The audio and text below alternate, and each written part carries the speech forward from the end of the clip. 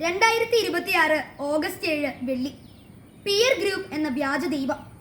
പ്രിയ DCL കൂട്ടുകാരി, ആലുവായിൽ അയൽപ്പക്കത്തുള്ള തൻ്റെ കൂട്ടുകാരിയുടെ വീട്ടിൽ നിന്ന് പുസ്തകം വാങ്ങാനാണ് 12 വയസ്സുകാരിയായ ആ മകൾ അമ്മയോട് ഫോണും വാങ്ങി രാത്രി 8:30 കഴിഞ്ഞപ്പോൾ ഒറ്റയ്ക്ക് വീടിന് പുറത്തിറങ്ങിയത്. എന്നാൽ അവൾ കൂട്ടുകാരിയുടെ വീട്ടിലും എത്തിയില്ല, അമ്മയുടെ അരികിലും എത്തിയില്ല. ആദ്യ കയറിയ അമ്മ വിവരം പോലീസിൽ അറിയിക്കുന്നു. സമർത്ഥരായ ആലുവ പോലീസ് കേസ് അന്വേഷിക്കുന്നു. കുട്ടിയുടെ കയ്യിലുള്ള അമ്മയുടെ ഫോൺ ലൊക്കേഷൻ നോക്കിയപ്പോൾ സ്ഥലം കാസർഗോഡ്. ഒറ്റയ്ക്ക് കുട്ടി ആ സമയം കൊണ്ട് കാസർഗോഡ് എത്തില്ല എന്നറിയാവുന്ന പോലീസിനോട് അമ്മ പറഞ്ഞു. കൊച്ചിന് ഇൻസ്റ്റാഗ്രാം അക്കൗണ്ട് ഉണ്ട്. 12 വയസ്സുകാരിയുടെ ഇൻസ്റ്റാഗ്രാം പരിശോധിച്ച പോലീസ് ഞെട്ടി. ചെറായി ബീച്ചിൽ ഐസ്ക്രീം കച്ചവടം നടത്തുന്ന 26 വയസ്സുള്ള കൊല്ലംകാരനുമായി 12കാരിയുടെ ചാറ്റിംഗ് കണ്ട പോലീസ് പോലും അന്തം വിട്ടു. ജാഗ്രതയോടെ കുട്ടിയെ കണ്ടെത്താൻ ആലുവ പോലീസ് സ്വന്തം വാഹനത്തിൽ യാത്ര ആരംഭിച്ചു.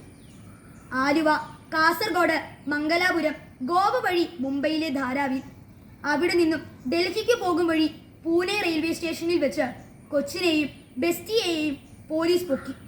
കൊച്ചിന്റെ ഇൻസ്റ്റയിലെ ബെസ്സിക്ക് പോക്സോ കേസിൽ അറസ്റ്റും റിമാൻഡും. ബാലതലമുറയുടെ സുരക്ഷിതത്വത്തെപ്പറ്റി സുബോധത്തോടെ ചിന്തിക്കുന്ന പല വിദേശ രാജ്യങ്ങളും 16 വയസ്സിനു താഴെയുള്ള കുട്ടികൾക്ക് സോഷ്യൽ മീഡിയ നിരോധിച്ചു കഴിഞ്ഞു.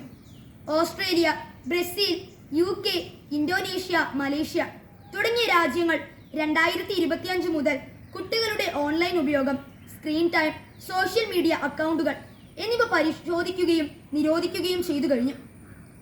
ആ രാജ്യങ്ങളെല്ലാം ബുദ്ധിവികാസം പ്രാപിക്കാത്തവരാണോ? ശാസ്ത്രീയ പുരോഗതിയെ അംഗീകരിക്കാത്തവരാണോ?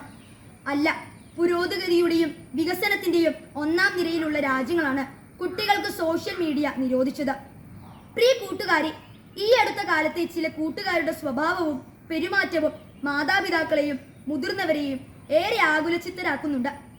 ആരാണ് എൻ്റെ യഥാർത്ഥ കൂട്ടുകാർ എന്ന സത്യം വീട്ടിൽ പറയാത്ത കുട്ടികളുടെ എണ്ണം കൂടുകയാണ്. പല കുട്ടികൾക്കും അവരുടെ പെരുമാറ്റത്തെയും ശീലങ്ങളെയും തീരുമാനങ്ങളെയും സ്വാധീനിക്കുന്നത് അവരുടെ മാതാപിതാക്കളല്ല, മതബോധം പകരുന്ന ധാർമ്മികതയല്ല, പകരം അവരുടെ പിയർ ഗ്രൂപ്പാണ്. സമപ്രായക്കാരായ കൂട്ടുകാരാണ് പല കുട്ടികളുടെയും ദൈവങ്ങൾ. മുമ്പ് മാതാപിതാക്കൾ പറയുന്നത് ദൈവം പറയുന്ന പോലെ മക്കൾ കേട്ടിരുന്നു. ഇന്ന് പിയർ ഗ്രൂപ്പാണ് പലരുടെയും ദൈവം. സോഷ്യൽ മീഡിയയാണ് ദൈവം. ഇതുവരെ കാണാത്ത വെറും മോഹവാക്കുകൾ മാത്രം ഇൻസ്റ്റയിൽ കുറിക്കുന്ന അജ്ഞാതനായ സുഹൃത്താണ് ദൈവം. മക്കളെ കൺമുന്നിൽ കാണുന്ന മാതാപിതാക്കളെയും സഹോദരങ്ങളെയും ഗുരുഭൂതരെയും അവഗണിച്ചിട്ട് മറിഞ്ഞിരിക്കുന്ന വ്യാജ സ്നേഹിതരെ വിശ്വസിച്ചാൽ മക്കൾക്ക് വഴി തെറ്റും എന്നു തീർച്ച. ചെറുപ്പം തന്നെയാണ് മക്കളെ. ചെറുപ്പം ഒരിക്കലും വലുപ്പമാകില്ല. മാതാപിതാക്കൾ നിങ്ങൾ ആഗ്രഹിക്കുന്ന പോലെ വളർത്തണോ, അതോ നിങ്ങളുടെ നന്മയ്ക്കായി വളർത്തണോ? അവരുടെ ജീവിത പാഠങ്ങൾക്ക് ഒരു വിലയുമില്ലേ? തഴച്ചു വളരുന്ന പല ചില്ലകളും പിഴച്ചു വളരുന്നതാണെന്ന് നല്ല കർഷകൻ അറിയാം. നല്ല കർഷകൻ ചില്ലകളുടെ ചൊല്ലുകൾക്കനുസരിച്ചല്ല പ്രവർത്തിക്കേണ്ടത്. ഫലം കായ്ക്കാത്ത ചില്ലകൾ വെട്ടി ദൂരെ എറിയണം.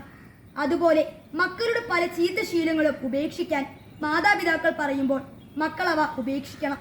അല്ലാതെ പലപ്പോഴും പിയർ ഗ്രൂപ്പിന്റെ കയ്യടി നോക്കി കുടുംബത്തെ മറയ്ക്കുന്നവർ വ്യാജന്മാരുടെ പിന്നാലെ പോയി നിത്യമായ ചെതിക്കുഴിയിൽ നിബദിക്കും. കൂട്ടുകാർക്ക് ശരിയായ വഴിയിൽ വളരാനും കുടുംബത്തിന്റെ ഐശ്വര്യമാകാനും ഇടവരട്ടെ. സ്നേഹാശംസകളോടെ സ്വന്തം കൊച്ചേട്ടൻ.